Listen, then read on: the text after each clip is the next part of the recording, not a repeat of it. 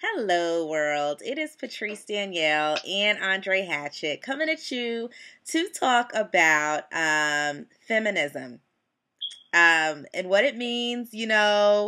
Today's feminist, yesterday's feminist, the fact that I'm a feminist and I want to get some understanding, black feminist, and the fact that I'm trying to get an understanding of where we have gone with the definition of this word. And let me just start with what the actual definition is. And feminism means the advocacy for women's rights on the grounds of political, social, and economic equality to men. Okay? What modern day black feminists seem to have turned this definition into is the fact that it's fine. Single motherhood is okay. Let's promote that. Let's talk about how we don't need the black men in our homes. How we don't need to stay at home and be stay-at-home moms. How misogynistic men who feel that way are. And how much they have grown to hate black men. And it seems that they love white men. And Andre, I'm going to let you go from there. Yeah, well, you kind of summed it up. So, the feminists, I'm going to really go at the black feminist movement, which has become really popular. I don't know from where, and I don't know why there are black feminists and at all, to be honest with you. During the civil rights movement, civil rights era, that's when the feminist movement came about in general. And then our sisters hopped on the bandwagon. Of course, not all, probably not even most, but hopped on the feminist bandwagon. And it didn't make sense because black men don't have any power in this structure, or very little power. So it was a white woman thing to get the power that white men had. But if you're looking for power over your man, you already have it as black woman. But that's a debatable topic. But we definitely don't have more. It might be equal, it might be a little bit more, a little bit less, but it's not like that broad a difference. So when I hear if I meet a woman and she says she's a feminist, I'm going to really think about dating her. Because in my mind, again, I haven't done a lot of research on this topic long term, so bear with me here. I'm going to think she's going to be yelling. I think she's not going to cook, which you know any woman who cooks. She's not going to stay home with the kids, even if we have enough money to. She's not. I think not. I'm not doing this. I'm not doing that. I'm not. And really firm. Like, chill out. I think very hard-headed, firm, arguing just to argue, combative. I don't have very, very positive thoughts. Wow. on feminists. And they hate my man Tariq Nasheed. I don't know what this dude person, but he does a lot of good work. And they hate this dude because he doesn't cater to the woman. His audience is mostly men, so he tells men the deal, and they go at this brother nonstop. So, I'm not a pro-lifer, but I'm on the pro-life side of the argument. I think a lot of people who have abortions have them because we're just reckless and we're just having unprotected sex. And a lot of abortions don't come from rape. I don't know the numbers, and anybody who has been through that, I sincerely, feel bad for you. And if you have to get an abortion because you've been through that, you do what you have to do. But a lot of times we're just having free sex and we're using abortions as birth control, and I'm not with that.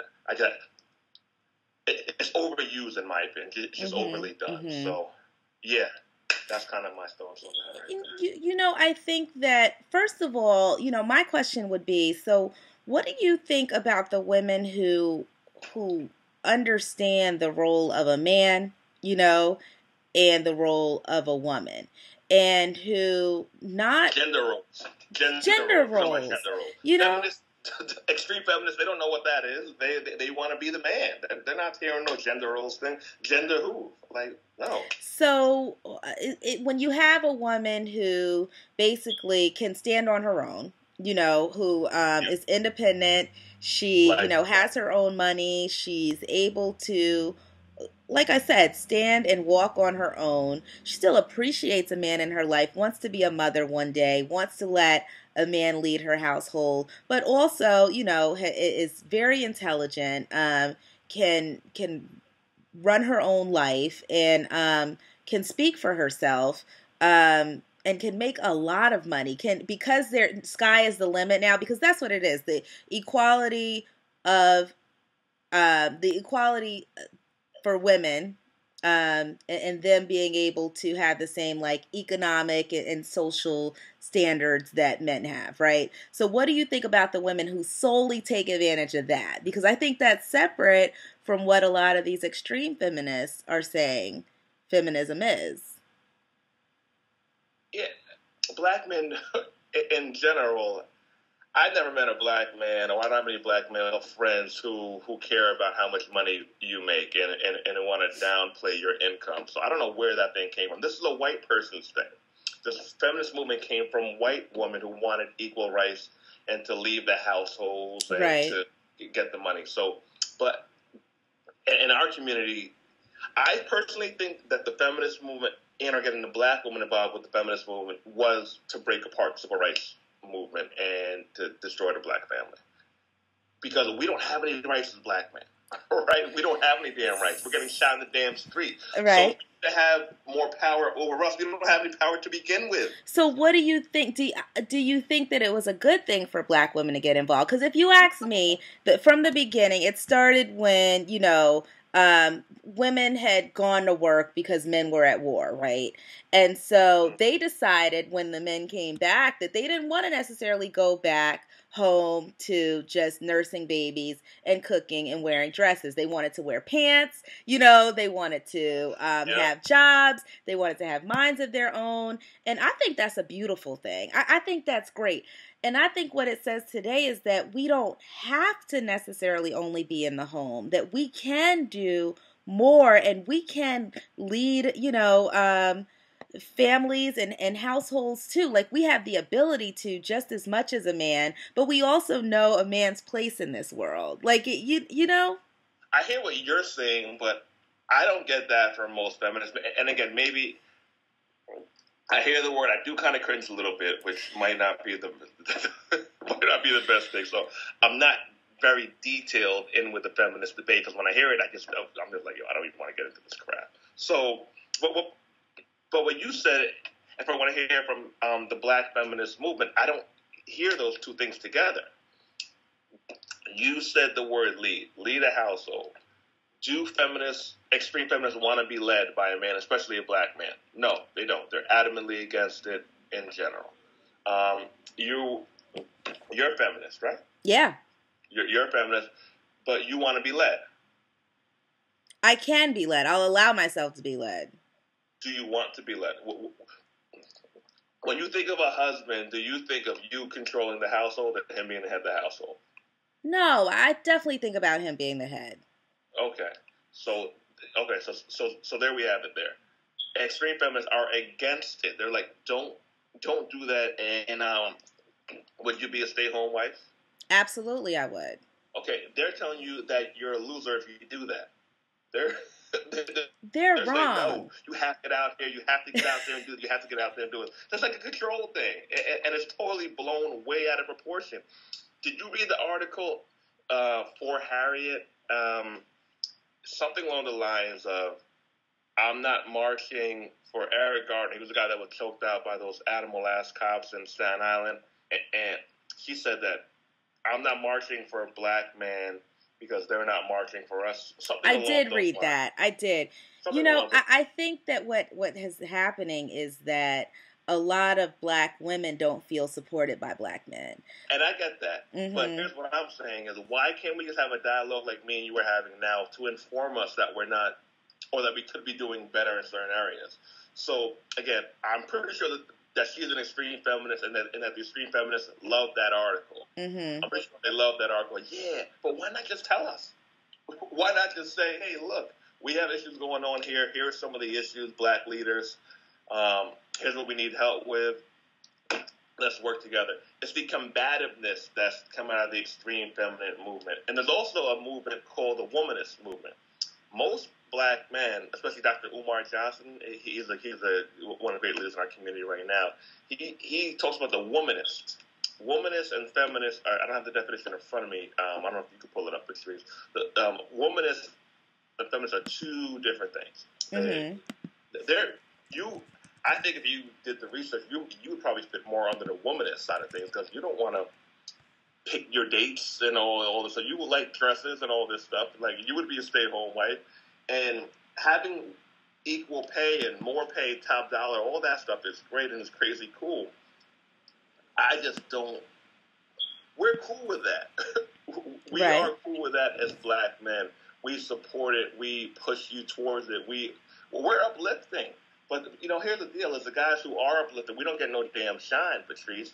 Oprah got this Sister Yolanda, who had the show 87 babies, 14 guys. Right. But my friends who are married with kids, who are married before they had kids, who only have kids with one woman, they're not on any shows. They're not being called to any shows. They're not, but what we have to realize is that a vast majority of black women are single mothers, right? Okay. So the man who's on this show, even though it's extreme, his situation, that is the direction that we're heading in, right? And so what we probably need more of are examples of your friends, but they need to, and I'm not saying that they're not, but how many of them are getting out and teaching our black boys that that's the right way? Because what's happening is media is teaching them that it's not the right way. And women are now taking it, black women are taking it to the extreme side from what I'm hearing from you. And they're going against black men. They're upset. They're saying, forget it. We don't need y'all. And it's because it goes back to that support. And they probably don't feel like they should have to tell anybody, that they need the support. Like, why? It's almost like right there in front of everyone's eyes that the support's needed. We could use a reminder. We're men. We're, come on. Like a reminder might just be my gosh. A simple reminder saying, hey, look, I need some help with this. It might make a world of a difference. One conversation. Here's some things that I feel that black men could do for black women. Andre, can you help me out with this? I'll say, okay, cool. I'll check it out, and we could have a dialogue. So we're assuming this combative role rather than a simple dialogue that we could have in. And then I think we need to be careful with using the word combative, right? Because as soon as black women are stern, sometimes it can be taken as combative. And I know that sometimes we can just be combative, right? It is just what we're being. But we just need to be careful with that term. Like we don't we're not very delicate in putting our points across or getting our points across to people. And that doesn't mean, that's not a bad thing, it doesn't mean, but do we have to be delicate? Why do we have to be delicate? Room between delicate and combative, right? There's here's delicate. There is room. All right, you can swim, you can walk across that line, you can sit on that line, whatever. So you could let both out. You could let it out. You could definitely express it. But again, we're talking about the extreme side of the feminist movement here, and not the womanist, and not just the average. I want top pay. I want to work. All that good stuff. So I want to show little girls that they can be. That it's limitless what they can do, that they don't have to aspire to only be mothers and, wives, that they can be something else. That's the best part of feminism. Even when you say only, see when you said only there are a lot of women who will take offense to you saying that only. What do you mean only? I'm a great wife. I'm a great mother. Absolutely. No, but hold on. You said only. I did. But what people don't need to be sensitive about that, right? Like, I'm not saying it's bad. The woman who does only want to do that, that is great.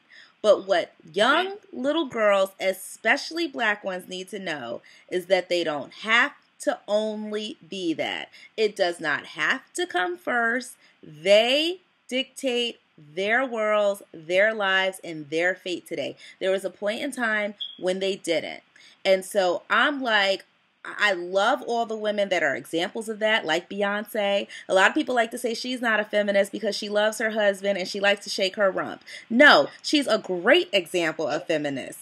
Okay? She has done, broken remarkable records. She has shown that she can also be a wife and a mother and do that. She has shown that she could be a wife and a mother and be sexy as hell. She is the perfect example to me of a feminist. Now, hold on. I looked up womanist. So let's see. Maybe she's that. Let's see. Womanism is a social theory deeply rooted in the racial and gender oppression of black women. There are varying interpretations on what the term womanist means, and efforts to provide a concise and all-encompassing definition have only been marginally successful. The ambiguity within the theory allows for its continuous expansion of its basic tenets. So that doesn't really give us a definition, but we do know that it relates to the gender oppression of black women. Why does Beyonce catch flack from feminists because she loves her husband? Because those are those extreme women you're talking about. Who's challenging that on this crap? Not enough people. It's total. I agree with you on that. It's total freaking. It's not that's probably not being challenged. You love your husband. Oh, my husband is great. Like what not is this? Enough people. And back to the single parent thing. This is also part of it. And it also goes back to the whole public assistant thing.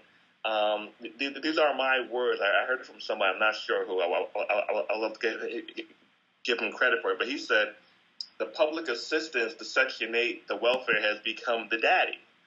The white dad, the white government daddy has filled in the black dad role in our household, in a lot of our households. Because if you have, the more kids you have, they don't even care who the hell they're from, or if you know who the F they're from, we'll give you more money. This is divisive. Do we not see this? The more kids you have, without a man, that you cannot have a man in the household. You cannot. We'll give you more money. Like, so what incentive is there to get married? It's taken away a lot of the incentive in our community. So we have a lot of work to do. And again, it's not being challenged enough. It's not being challenged. You want to get married. You want a man to lead. You'll be a stay-at-home wife, or you'll have a career, or whatever. You'll figure it out. And you support women's rights. So it's the extreme crap that's taken over the airwaves, and someone needs to challenge them. I'll give you that. They need to be challenged. Yeah. And marriage is a great thing. Let's get married. It is. Oh, I love my husband, so she's not a feminist. Oh, my husband is the world. That's how it should be. Right. He loves her too. Black love. Right. Black love. Don't let anything divide black love. And I think the extreme feminist movement is dividing black love. And black men need to find where they can support black women more. How? We need to ease the tension. How? You know, we just did a segment. We just did a segment not too long ago on this whole color complex thing. We can start there. We can start by wanting to celebrate black love and not deciding that when we get to a certain status quo that we want to date outside the race only. You know, we can start by, wanting to be in relationships again, right? You said most black men don't do that. Okay, well, and I don't know. I don't know about that. I think that people hit a certain status quo and they go outside the race a lot. I know that you know a lot of people who don't, and that's great. But we need to research those numbers. Okay, but here's the deal with that, and the numbers are in our favor. Here's the deal: is we're looking at probably 1,000 men or less, ball players, actors, some corporate black dudes, right? But it's the people who control the media. It's people who control what we see. Okay, so what we have to do is what we're going to do, and I'm going to step up the plate on this one. I'm going to bring on some married dudes who are married to black women, and we're going to promote the hell out of them. Absolutely. And another thing we could do is start wanting to be in relationships again. You know, when I talk to...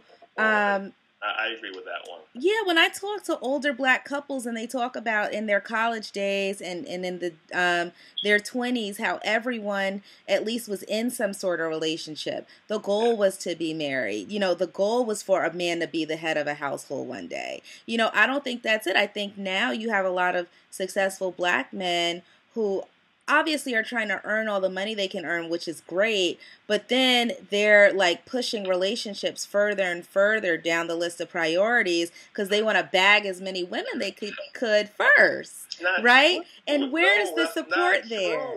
Where's the support there? What happens is that then that black woman becomes extreme. She gets pregnant, whatever happens, and then she's like, you know what? I don't need you. Because how many people still want us? And that's what happens. But look, we can make a part 2. We're gonna have to make a part 2. Keep this going. We're not gonna shut this off. So I'm gonna hop on what you said. Go ahead. That the black men want to bag as many women as they can so they're not getting. No, that's not why they're not getting married. And black women do the same thing. We are a career-driven society, especially us being in New York City or the New York City area. So a lot of us, black men and black women, are both striving for success financially and to have our own pedestal before we get married. Black men and black women are doing it. We're career-driven. It's just part of our culture. I don't know if it's good or it's bad, but it's real, and that's what's going on. Most of them don't want to bang 20, 30 chicks when in their 30s and late 20s. It's just, no, that's not why they're doing it. We need to take a poll. We need to take a poll. I'm ready to take a poll. You ready to take a poll? Okay. We got to do it. What are you going to buy me? Because, no, most black men who are successful, I'm not talking about these stupid actors and ball players. I'm talking about the real deal brothers like me, businessmen, corporate dudes, who are out here getting busy. We're not trying to bang all these chicks. They say they want to get married. We want to get the money up. We want to get the bread. We want to get established. And we'll take a poll. Let's do that. If you see this video, share it with your people, and you comment, because I want this poll. And what are you going to buy me when I win? What do you want? Some food. I want some lobster. Give me some lobster. All right. I'll decide what I want later. It's going to cost more than lobster. You going to make the food, or you're not going to make it because you're too much of a feminist? Of course I'll make it. You know what I'm saying? I could be top chef out here. Let me go find another feminist friend who wants to open up her own, restaurant or something. Apron, Miss Feminist. You wear an apron? Of course. I'll get the apron from another friend who's starting her own clothing line to design me one. That's what I'm about. You guys need to vote. All right. Later, Patrice.